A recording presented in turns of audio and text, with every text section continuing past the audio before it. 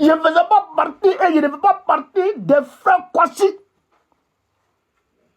Je ne faisais pas partie et je ne fais pas partie de ceux qui volent la France.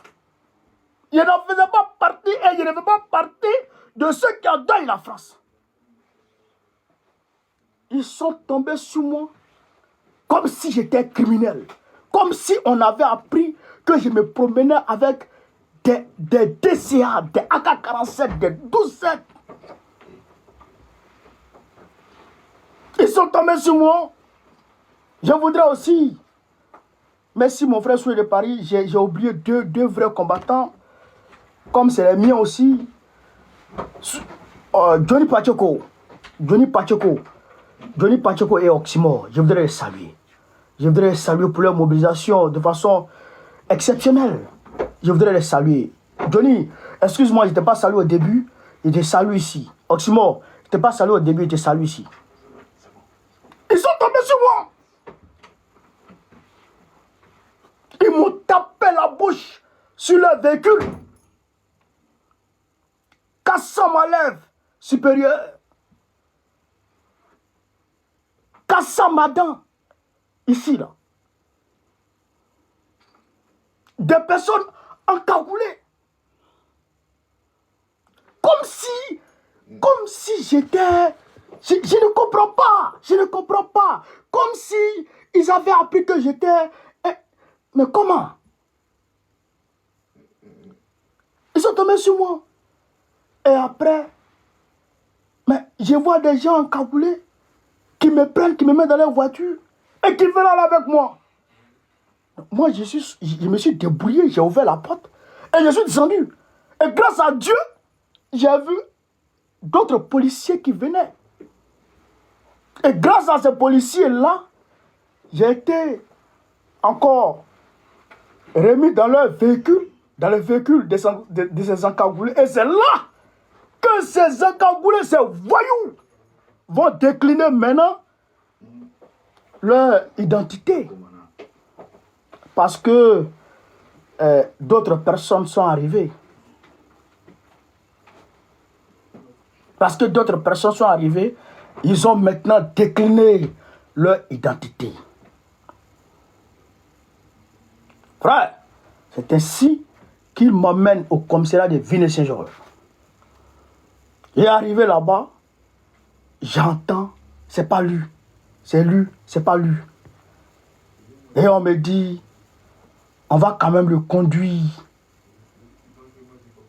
au commissariat, on va quand même le conduire en garde à vue parce que il a fait, comment on appelle ça, une rébellion. Il s'est rébellé contre la police. Mais qui s'est rébellé contre la police? Et ils disent que j'ai dégradé leur véhicule. Mais comment tu prends la tête de quelqu'un, tu tapes ça sur ton véhicule et selon toi, ça a dégradé ton véhicule. Moi, il n'a pas vu où le véhicule a été dégradé. Mais quand tu prends un caillou et que tu tapes sur ta voiture, mais si ça a mis des impacts, s'il y a eu un impact sur ta voiture, mais comment tu peux accuser le caillou? Comment tu peux accuser un caillou que toi-même tu as pris pour taper sur ta voiture et que le caillou a mis un impact sur ta voiture? Pourquoi tu accuses le caillou? C'est toi-même que tu dois accuser. Mais ces gens-là m'ont accusé parce que quand ils ont tapé ma bouche contre leur voiture, on va dire, le carreau a été un peu brisé.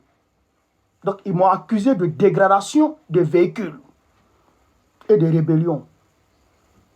Ces voyous, ces bandits m'ont gazé à bout portant.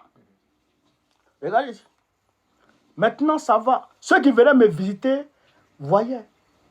Maintenant ça va. À bout portant, ils m'ont gazé. Chers camarades peu d'Afrique, c'est un acharnement policier contre ma personne.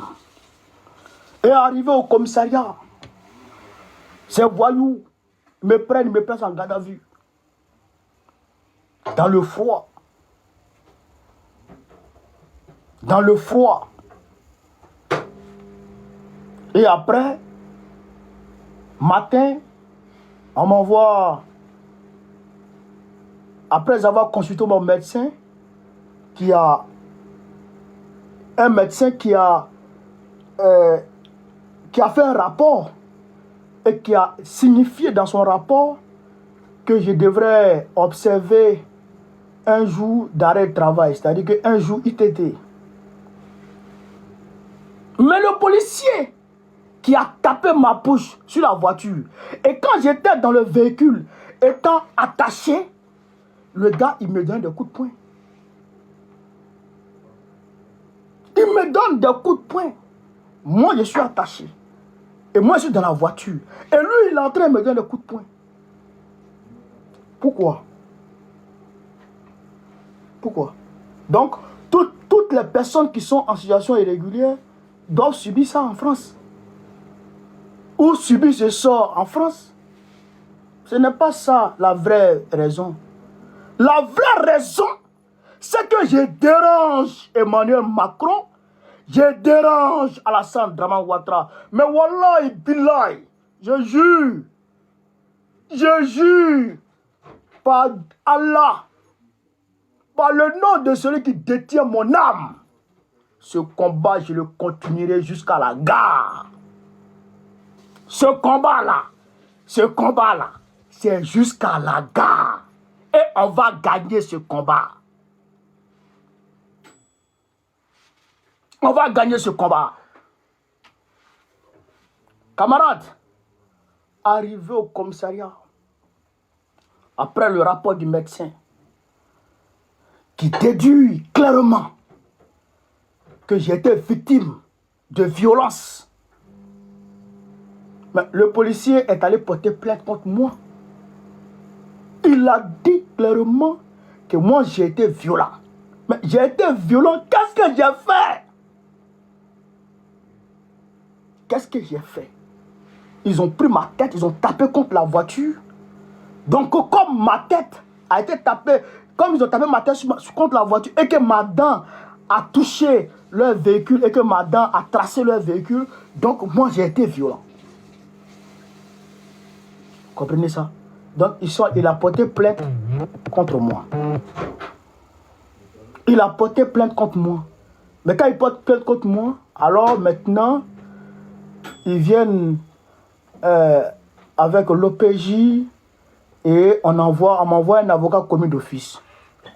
Et l'avocat, je demande à l'avocat, mais qu'est-ce qui s'est passé? Pourquoi ils m'ont interpellé? L'avocat me dit, non, mais je connais, vous êtes un dommage collatéral. Écoutez ce que je vous dis. Mon avocat me dit, je suis un dommage collatéral. Que les policiers seraient allés chercher quelqu'un, un grand bandit. Alors, M. Kone, vous ressemblez à ce grand bandit, donc c'est pourquoi ils vous ont interpellé. Et comme il y a eu rébellion, donc ils vous ont placé en garde à vue. Donc dans quelques minutes, vous allez normalement sortir. Voilà ce que mon avocat commis d'office m'a dit. Et c'est ce que l'avocat commis d'office m'a dit. Et cette thèse, moi je crois. Moi je crois en cette thèse. Pourquoi? Parce que je ne peux pas comprendre. Je ne peux pas comprendre pourquoi on peut s'en prendre à un homme comme ça. Avec une telle violence, une telle barbarie.